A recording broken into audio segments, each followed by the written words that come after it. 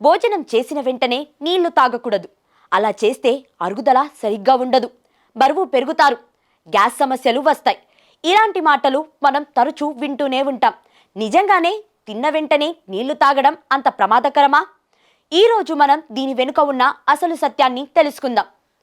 మనం తిన్న ఆహారం జీర్ణమవ్వాలంటే మన కడుపులో హైడ్రోక్లోరిక్ యాసిడ్ మరియు ఇతర జీర్ణ ఎంజైమ్స్ అవసరం. ఇవి ఆహారాన్ని చిన్న చిన్న ముక్కలుగా చేసి పోషకాలను శరీరం గ్రహించేలా చేస్తాయి.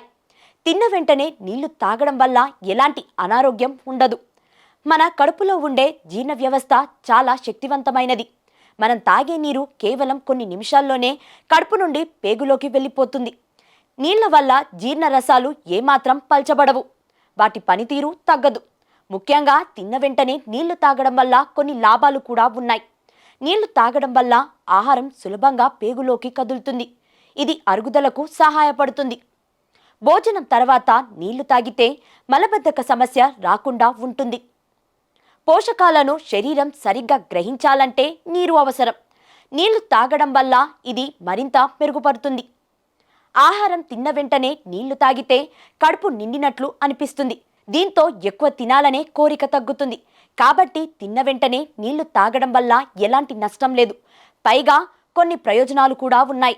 అయితే ఒకేసారి పెద్ద మొత్తంలో నీళ్లు తాగడం కంటే కొద్ది కొద్దిగా తాగుతూ ఉండడం మంచిదని వైద్య నిపుణులు సూచిస్తున్నారు.